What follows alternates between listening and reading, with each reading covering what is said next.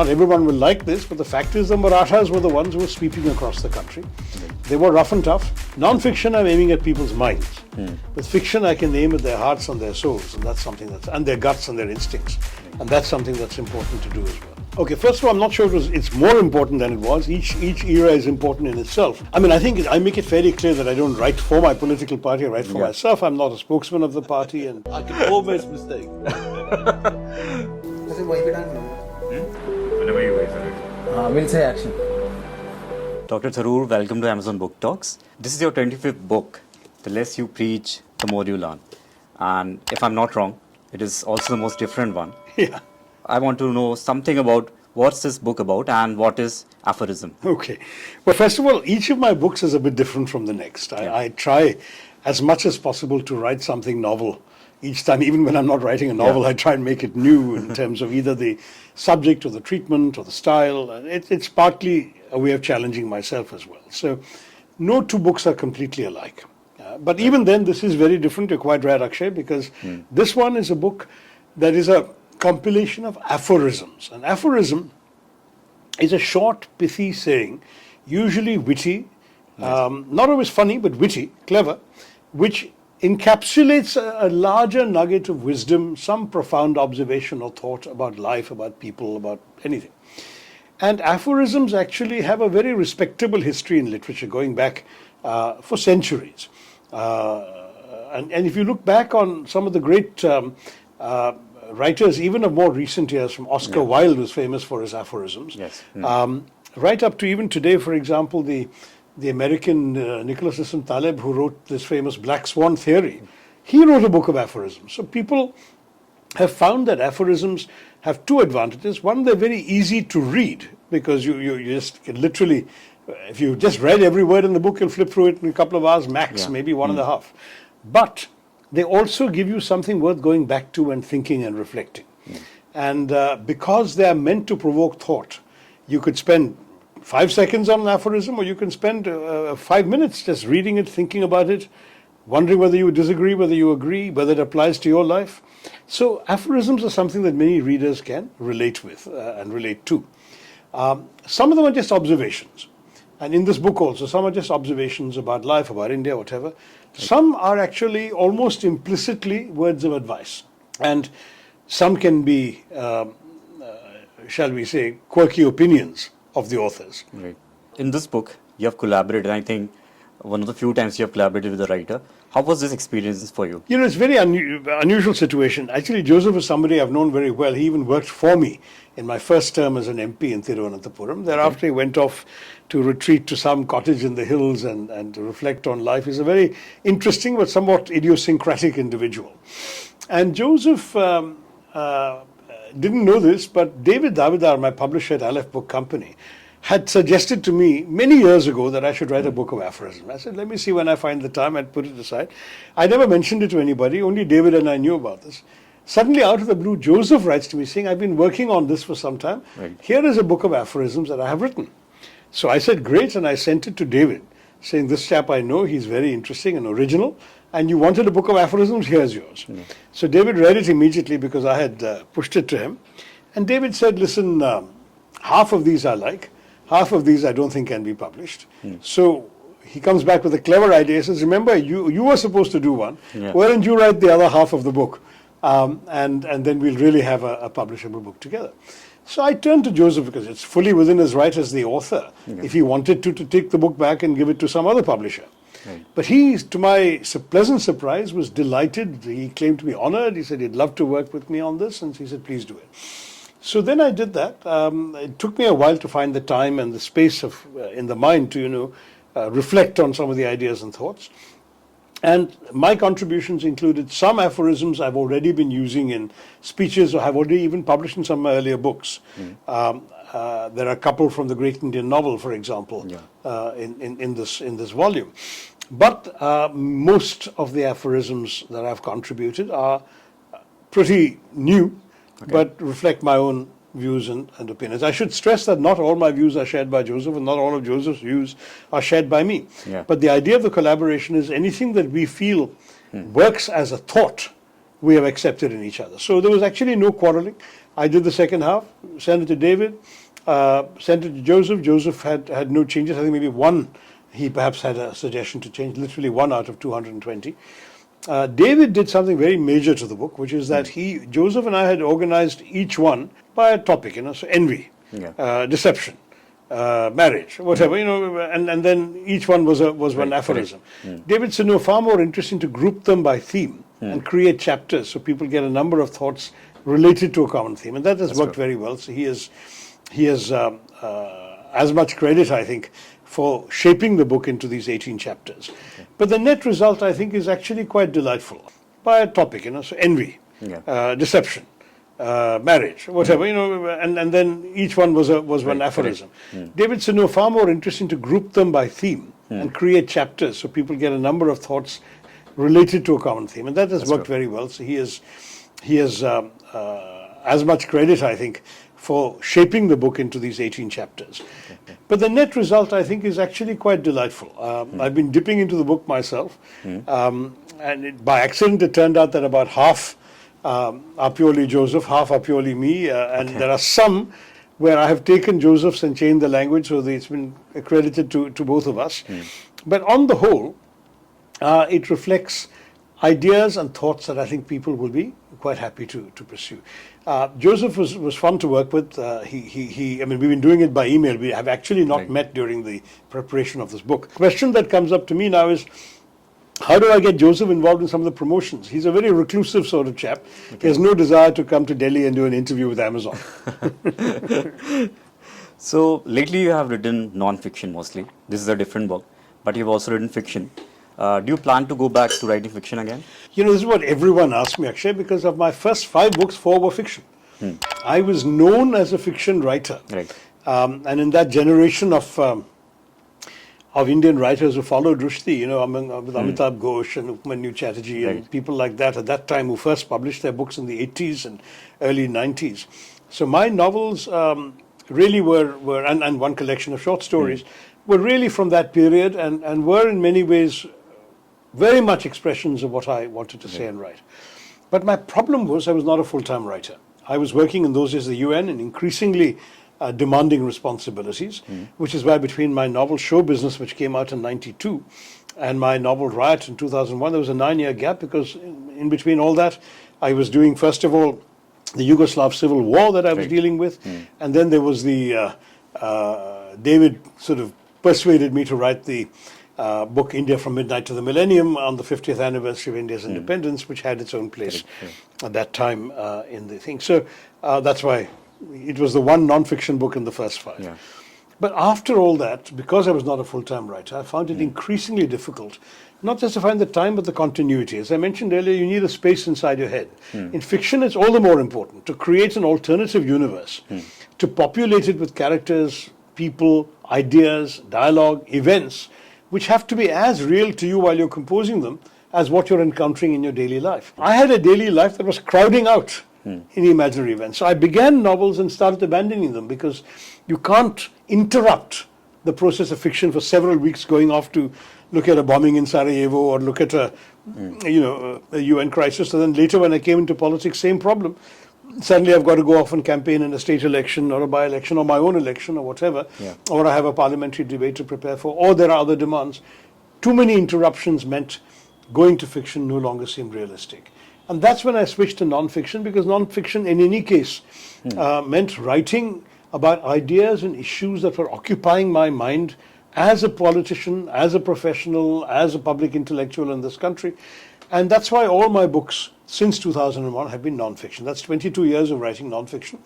And of my 25 books, 21 therefore are non-fiction, which is, to many of my readers and fans, a great disappointment. Every time I publish a new book, I'll get some messages or emails or people asking me in audiences, when are you going to write fiction again? And I want to tell them I will.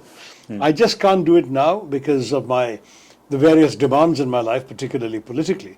But one day, I really want to go back to fiction. I've been bouncing various ideas in my head, not talking about them because I must keep them safe until I get a chance to write them.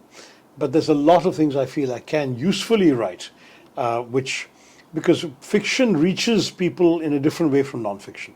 Non-fiction, I'm aiming at people's minds, but fiction I can aim at their hearts and their souls, and that's something and their guts and their instincts, and that's something that's important to do as well. Like you mentioned that you are not a full-time writer.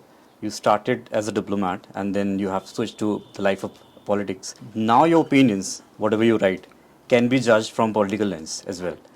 I mean, I think I make it very clear that I don't write for my political party, I write for myself. I'm not a spokesman of the party, and the party will not hesitate to distance itself from me if I said something they don't agree with in my writing.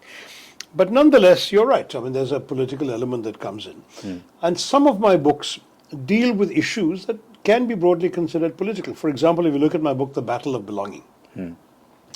The Battle of Belonging is a real attempt to study Indian nationalism and patriotism and what it means to be an Indian. And that's something that obviously I have a point of view on, but it's also deeply researched. I go into the history of nationalism worldwide. I talk about what constitutes. I have extensive reading and quotations from various scholars as well as thinkers, politicians around the world. So it's a solid book that a student can read and value, a scholar can read and value, and some have. But at the same time, it is a book that advocates my view of India as a politician also. So I can't be exempt from that charge. Or a book like The Paradoxical Prime Minister is very much the view of a Congress MP. Why should a BJP person agree with some of it? Or all of it? There will be portions they can't disagree with, because I also try to be an objective writer. I want my writing to stand up as good writing, irrespective of the political content that people may or may not like. And then finally, I would say that my political biographies, they're objective. I'm not uncritical of Nehru, I'm not uncritical of Ambedkar, but they're basically written about people I admire. So yes, to that degree there is a political point of view. You've also written extensively on history, especially British history in India. One of the things that you mentioned in your book is that apologists for the British Empire, they claim that they have actually made the new India. They have like unified India. But you don't agree with that, obviously. But this is also true that Indians found a common enemy in the Britishers, and maybe they demanded the right for democracy after that enemy. So Correct. Do you think that in an alternate version of history, if the Britishers were not here, was the demand for democracy still be there? It would have come about in a different way, in my view. I mean, the British came at a time when colonization was the flavor of the season, as it were. Many of the European powers are busy creating colonies, particularly the British, the French, and to a smaller extent the Dutch and the Belgians. And much later the Germans, but the Germans didn't have a very long stint because they lost their colonies in the First World War. But if you look at these countries, they did have extensive colonies. I've left out the Portuguese as well. The Spanish were the first in the game in Latin America, but they got very quickly kicked out when the Latin American countries became independent, because Spain couldn't hold them from that far. The British and all these others, the Dutch, the French and so on, were more successful, and the Portuguese, were more successful at holding on to their colonies right up to the 20th century. Right. Now, if you look at what these guys did, it varied, the style varied. The Portuguese, there was much more assimilation. Most of the Portuguese colonists intermarried with locals. People felt they were Portuguese. The French did not intermarry so much, but they had cultural assimilation. So children were taught in school that they were French. And they grew up believing, even if they were black or Vietnamese looking or whatever, they were taught that they were French and they belonged to France. That kind of assimilation was practiced. British never did that. British ruled us as a subject people. They were quite racist about things, and no Indian in those days was allowed to feel that he himself could be British or English or whatever. He was an Indian, he was part of a subject race, and that became a very different approach to colonialism, which the British practiced. Now, if you look at what happened in the colonial era, you can say that any of these powers might have triumphed and might have done the same thing that the British did. But that's not what I want to talk about. I want to say what would happen if no colonization by anybody had taken place. I believe that a natural evolution was otherwise happening. And not everyone will like this, but the fact is the Marathas were the ones who were sweeping across the country. They were rough and tough. But what they did was they essentially were able to capture large chunks of India, and they placed their people, Marathas, as rulers in these different areas, which are like provinces paying allegiance to the central Maratha authority. And so, for example, as south as Tanjavur, Sambhaji was there, and that's how sambar was invented, because he was missing his dal. And that was named for him. That's why it's called sambar, because of Sambhaji.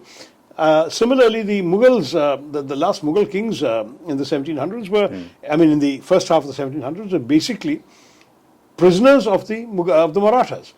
They remained on the throne. The Marathas felt it was useful to have their figurehead name and authority, but the Marathas were the ones who called the shots.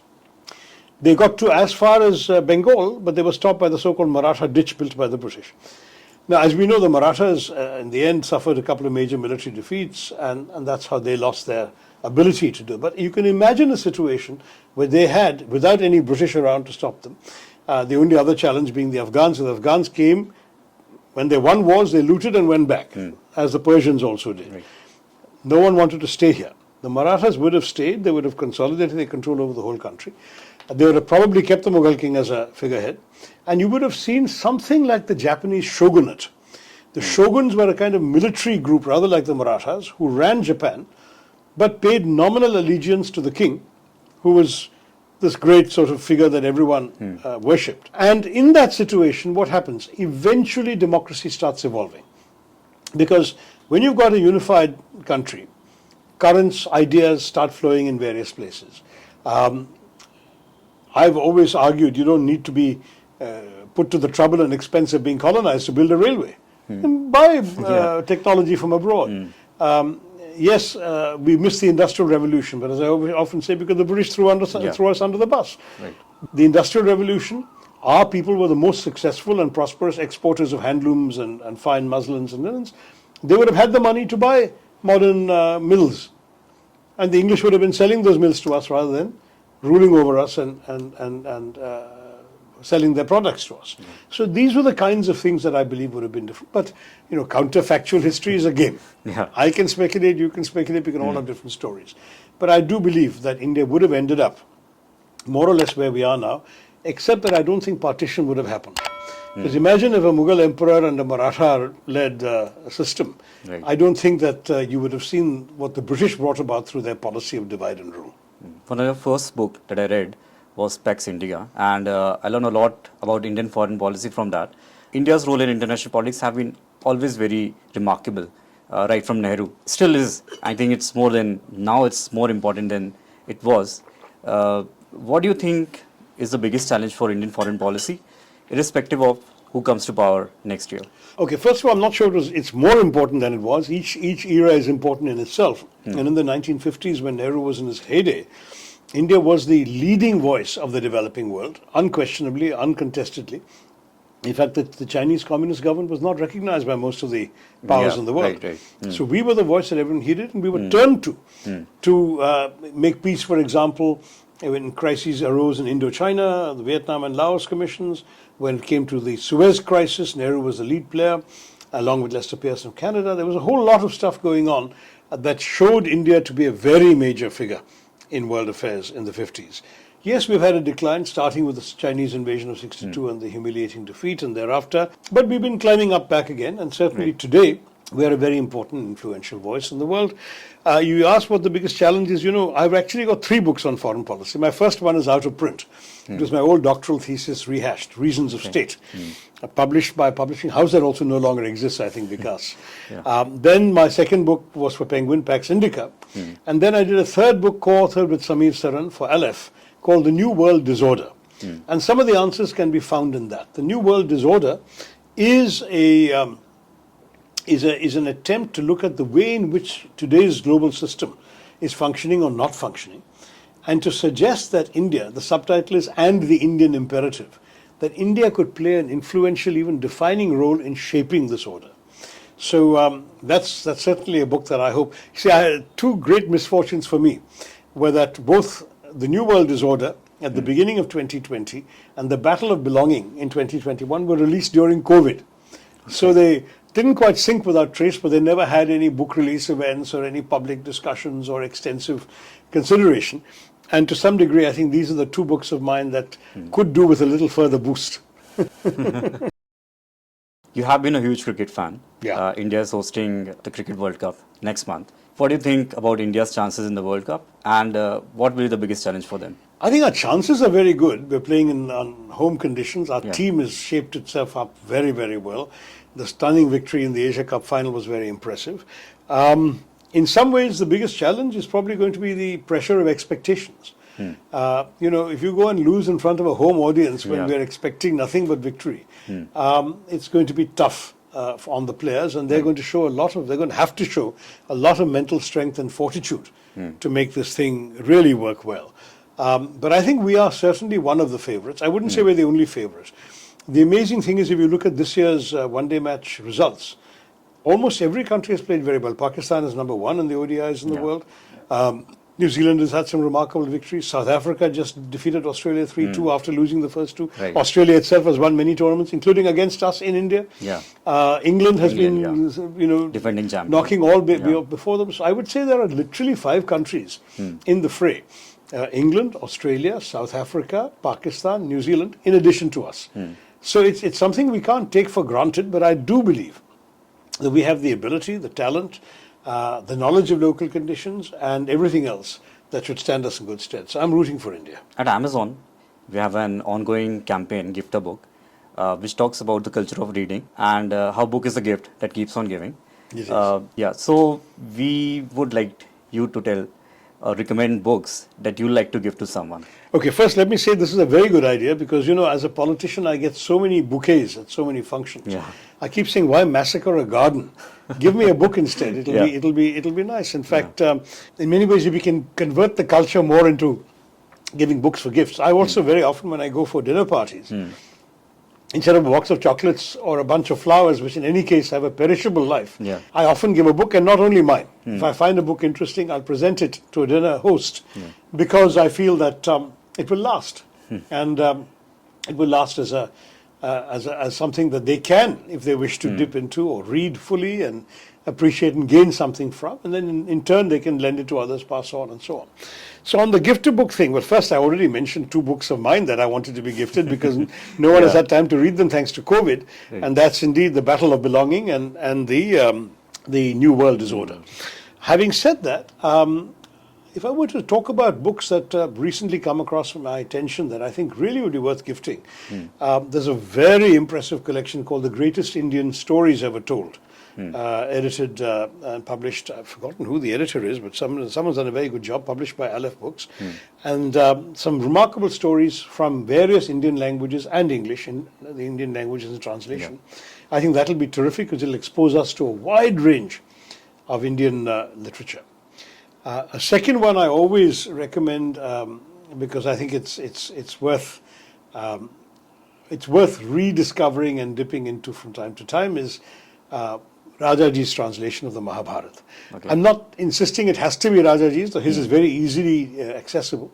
There are now many other translations available, so whichever one appeals to you in a bookshop or on the Amazon site, you can do, and those should be. I think the thing about the Mahabharata is that it has this famous statement about itself, that what is here is nowhere else. What is not here is nowhere. So you've got this whole, at that point, all-encompassing body of ideas, literature, stories in the Mahabharata that really is worth reading, and the more comprehensive translations would be interesting. I enjoyed P. Lal's so-called transcreation in one volume, but there are also multiple volume translations available. So pick up a Mahabharata, depending on the taste of your readers. If they're children, then give them children's Mahabharata. And then for the third choice, what would I pick? I would say probably amongst the recent books I've read, Salman Rushdie's Victory City was terrifically interesting. Okay. Very well done. He's come back to full form. And it's unusual because it's set in the Vijayanagar Empire. It's not so much dealing with either his usual themes of either sort of realism North India. And there is magic realism. Oh yes, magic realism is a core of his style, and that's very much there. But it's very, very readable and enjoyable, and I hope you'll also give that away. Sure, these are I think very good recommendations. This will be my last question, Dr. Tharoor. What's the one piece of advice, or if you can say aphorism, for upcoming writers, young writers? I don't think there's an aphorism in my book for young writers.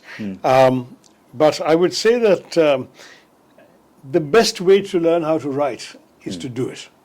Keep writing. Okay. Write for an audience, write for a reader, before you come to a position where you can feel you can submit the writing to an editor or a publisher. Because the art of writing, I believe, cannot really be taught. I know there are classes and workshops and so on. I have never done any of them and never believed them. I think writing is as natural to you as the way you speak, the way you breathe and so on, and you should, therefore, write as an expression of what you know. And if you are prepared to sit down, it's often very lonely work. Turn off the TV and the mobile phone, concentrate on either your page or your screen, and write down what it is that you want to say. Don't write for the sake of writing, write because you have something to say. And if you find that you've written something you're satisfied with, show it to one person you trust. It can be a spouse, a sister, a brother, a close friend, whatever, and say, does this work? And if they tell you it does, then you know that you've communicated to another person effectively. If they say, I don't really get what you mean, what does this mean? Is that in the right place? What is this? Whatever it is, if there's lack of clarity, then you know you've got to go back and try again. But writing, and then frankly, when you publish, the game is not over, because then people will read it in a magazine or read it in a book, and they'll come back to you and say, I like that or I didn't like that. And then from that you will learn. So it's often very much something that you have to keep on working at and keep on polishing. It's not a craft that you can just sit in a course and master, or get autocorrect and word spelling check to help you with. You really need to have your own thoughts, your own ideas, and you express them in the way that you believe is right. I think that's a great piece of wisdom. Thanks for talking to us, Dr. Tharoor. It was great having you here. Good talking to you, Akshay. Thanks very much.